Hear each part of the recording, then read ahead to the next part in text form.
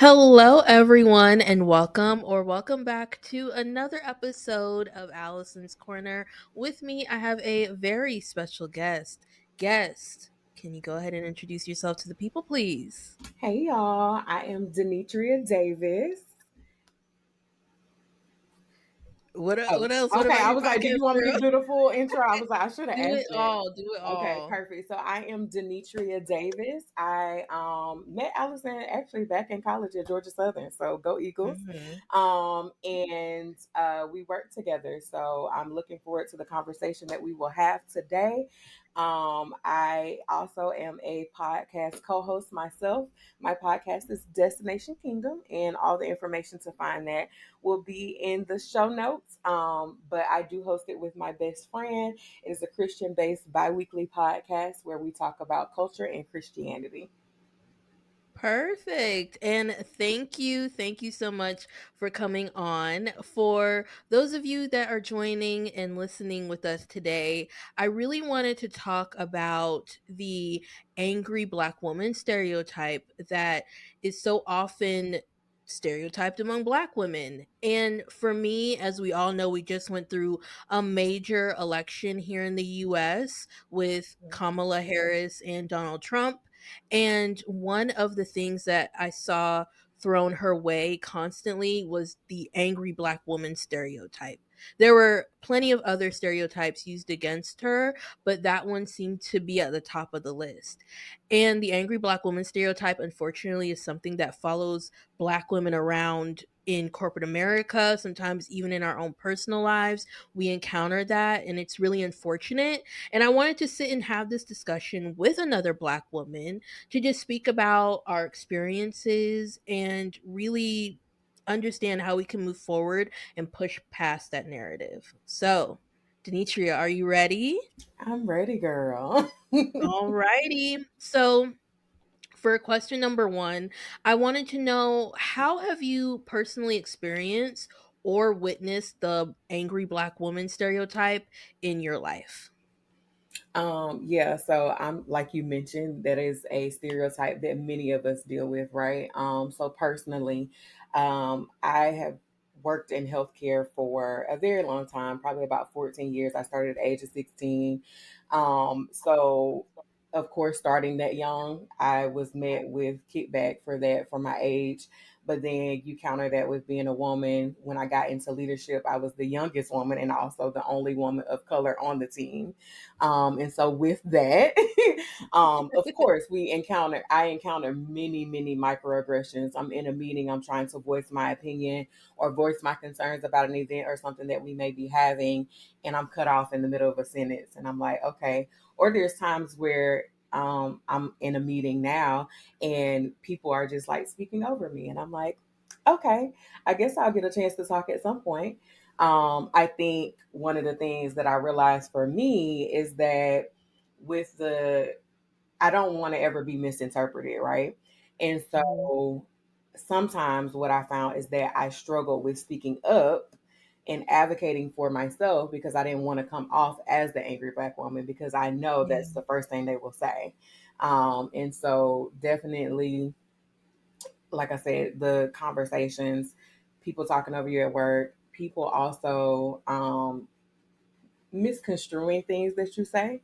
And that can happen with anybody, right? But specifically in my career, like I can ask for something, or prime example, I'll give this example. So I was new to a community that I used to work at, and the people didn't really train me on what my job was, right? I didn't have like a set budget and all these other things. So I'm just going with the flow, doing what I'm supposed, like making sure that my residents can have engaging activities. We get a new CEO, he comes in, and the first thing he does is say, "Well, you should have never let this happen." And I'm like yelled at me.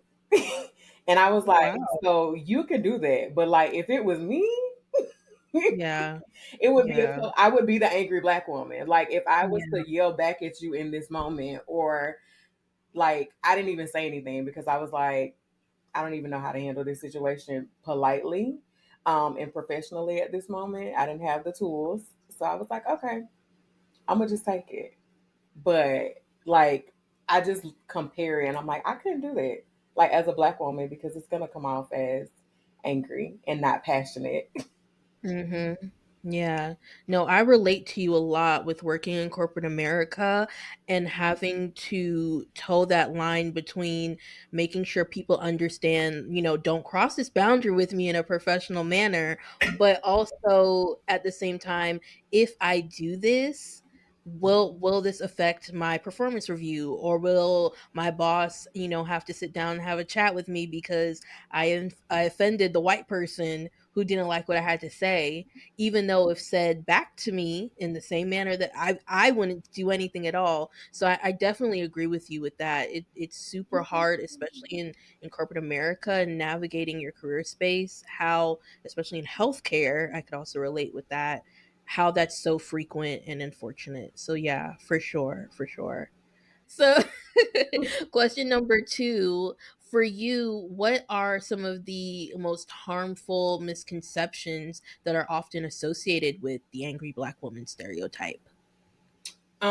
I feel like I think it goes back to what I was saying earlier. Like I couldn't say something in a way that I was passionate about it, or sometimes I can't advocate for myself without being seen as too assertive, and then it's coming off as being hostile when that's not Yeah. necessarily. I also think that that's not necessarily my intention, right?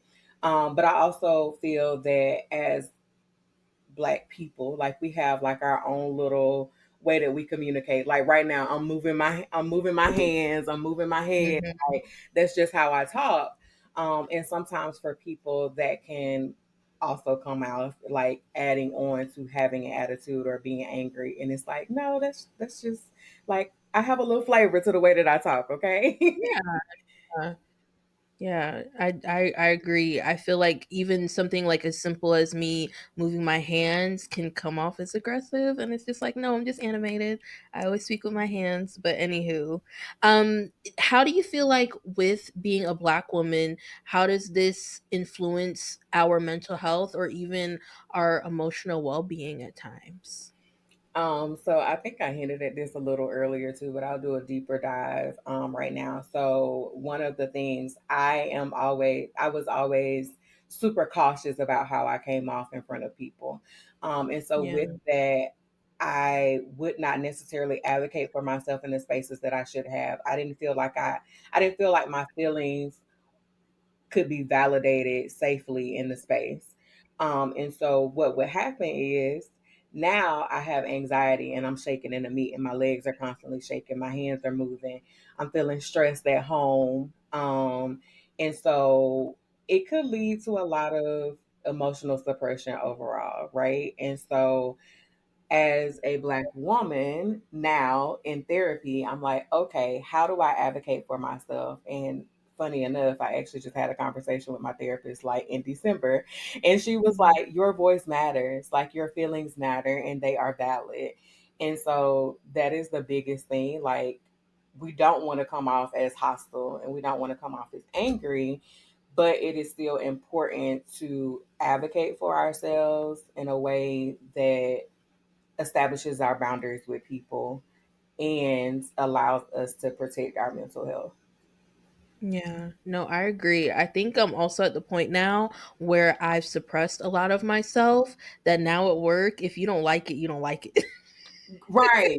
So that's why That's it's like, how do I not yeah, get to that point, right? Because then it kind of becomes counterproductive sometimes. true, Like when I'm true. like, it's like, okay.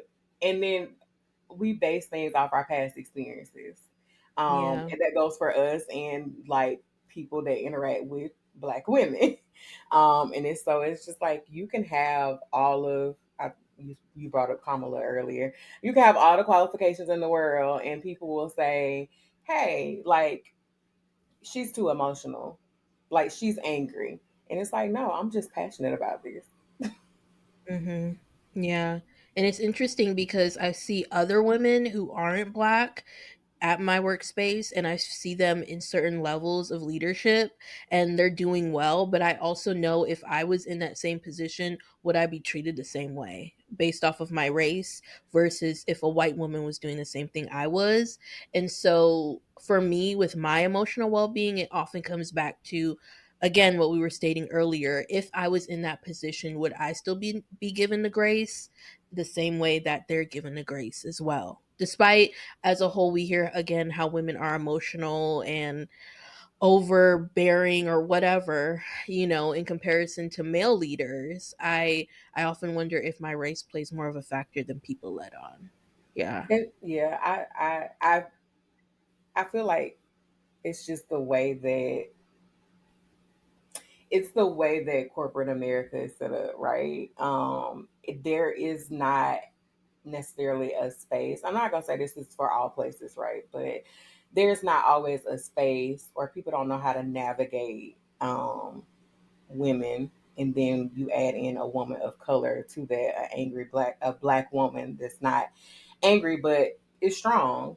Hmm. It often has a different perception than someone of the opposite race. Yeah, no, for sure. With Do you feel like, and we were talking about this, do you feel like black women are sometimes forced to mask their emotions so they don't come off as being labeled as angry? Absolutely. You don't want to be judged. You don't want to be over policed. And we are just, I know me, and I spoke to this earlier, like hyper aware. I'm like, oh, code switching. Code switching is a form of Ooh. masking. Okay, like let's start there. And that is emotionally exhausting because I can't talk in Yeah. my regular voice when I'm at work. I have to say, "Hi, this is Denitria. How are you today?" Hmm. Yeah. And that can be emotionally exhausting. And having to it's hard to not be able to show up as your full authentic self. Hmm. And long term masking ultimately leads to you feeling burnt out, to what you were saying earlier. Like now I'm like, you just gonna get what you get. Like, I'm just here, okay? Yeah, no, I agree. I love how you brought up code switching because that happened. And you know what's crazy? I think also being black, we, because of living here in America and just having our experiences, we code switch without even realizing it a lot of the time. And then when I talk to my black coworkers, I'm the same person, but it's just different. Like I feel more about more myself. I'm able to be more expressive. If I say something a certain way, I know they're not going to look at me crazy. Whereas if I say the same thing to a white person, they're like, mm. Or they don't So, get it. They don't get that little cultural colloquialism that you put out. They're like, what is yeah, what? I'm like, okay, yes. all Or right. even if they have been around black people before, because I do experience that too. It's like they have been around black people, and on the opposite end of that, they're trying so hard to prove to me that they're progressive, and I'm just like, sweetie, I don't need all that. Right. I don't I don't need it. So for sure. Going into that, do you feel like, when we look at the media, how does the media perpetuate the angry black woman stereotype? And if you can think of any examples, what would they be?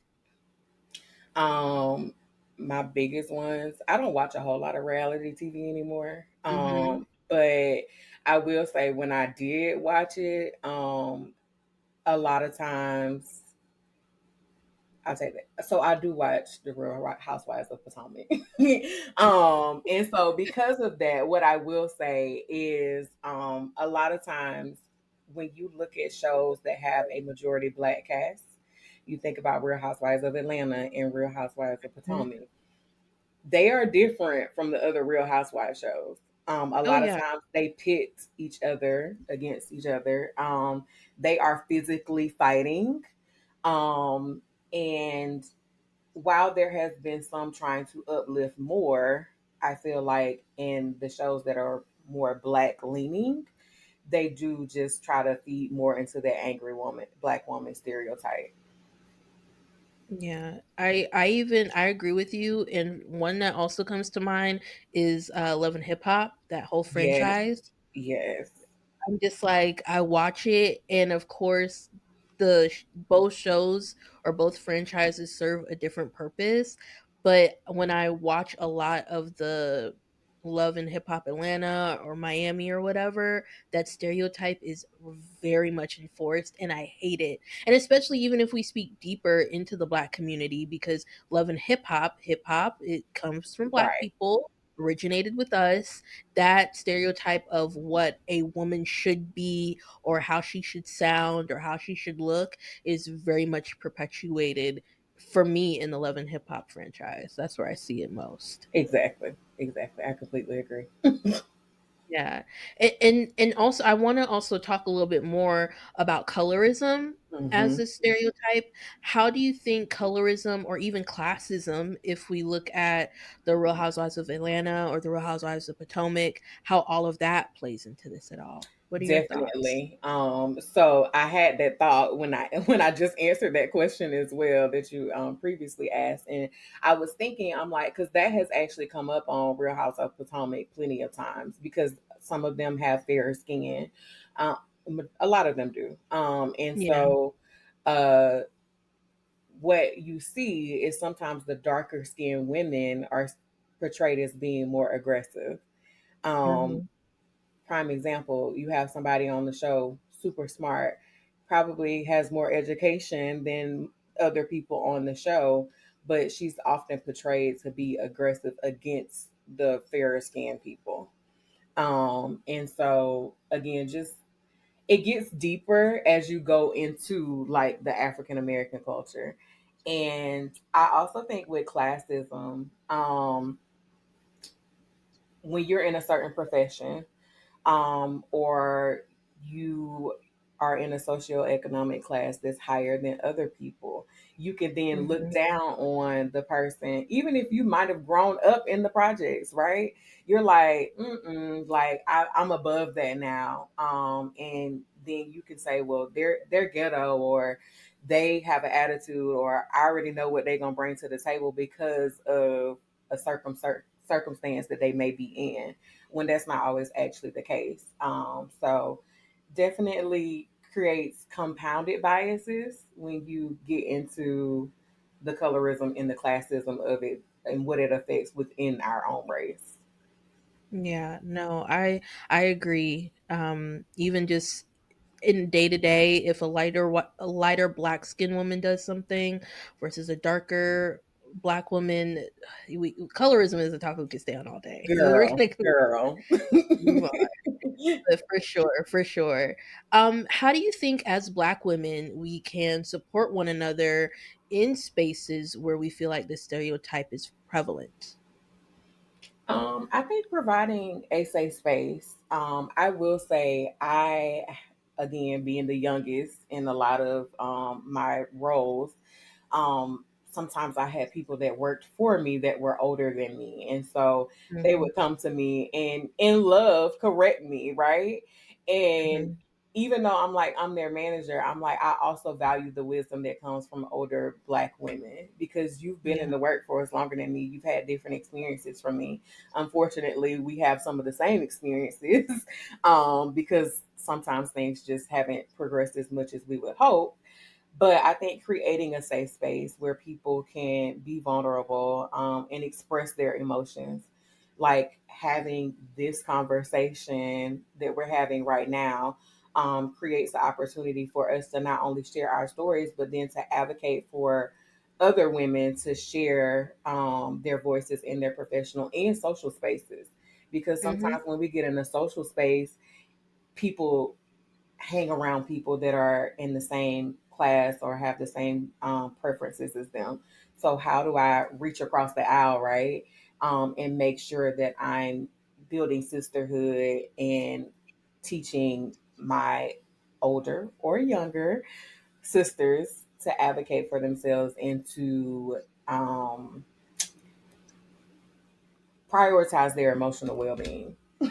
Because at the end of the Yeah. day, like all of this, like we talked about, has an effect on your emotional well-being. Yeah, yeah, for sure. I agree. What advice would you give to other Black women who might feel pressured to conform in those circumstances where the angry black woman stereotype is placed. Yeah. I think the biggest thing is your voice matters. Your feelings are valid. Um, be self-aware. Be empowered to be authentically you. And if you are struggling with that, seek a mentor. That has been the biggest game changer for me. Like, Yes. I have had a mentor in my life for the last, we're going on 3 years now. And between my mentor, so I will say this as well, get you like a personal mentor, but then get you a professional mentor as well. Like, whatever field that Mhm. you're in, get you a mentor. The impact that that has had on my professional growth, the connections that I have been introduced to from my mentor, even the relationship advice that I get from my mentor is like unmatched, because you be going through stuff and you like, oh, like what is this? And it's like, no, like that's normal, sis. That is Mm, normal. Let me show you how you can navigate this better, because we don't have all the answers. And so yeah, get a mentor. And yeah, ultimately we want to reach emotional freedom, and by taking those steps to feel empowered, acknowledging your feelings, and advocating for yourself will lead to that. yeah. No, I 100% agree. Get a mentor, get a mentor. Make sure if you can get a black woman mentor, because I have Right. one, Same. because it is life changing in her advice and the things that she's helped me with in the last 2 years. I feel like I would have been drowning. I would have got fired. Girl, for real. Like, for real. And like, I think the thing is, like, they just, a good mentor too. Like, that is, Mm-hmm. that is key. Like, when you go in to find a mentor, ask questions, like have a list of the things that you need help with, because your mentor ain't gonna always be your friend, right? They are a mentor. Right. So Right. it comes back to that correcting you in love once again. So yeah. Yeah, no, for sure. I want to thank you so much for having this conversation with me, girl. I really do appreciate it. Yes. Yes, when you posted it, I was like, oh, this looks fun and something I struggle with, so let's talk about it. Before you go, tell the people where they can find you, your podcast, tell them everything. List all the Yes. socials, girl. Again, so I am Denitria Davis. You can find me on IG. My Instagram name is, and I'm gonna send all of this to Allison because it's a little complicated, but I'm gonna send it all to her. But it is at ITSTHINGSNLIFE.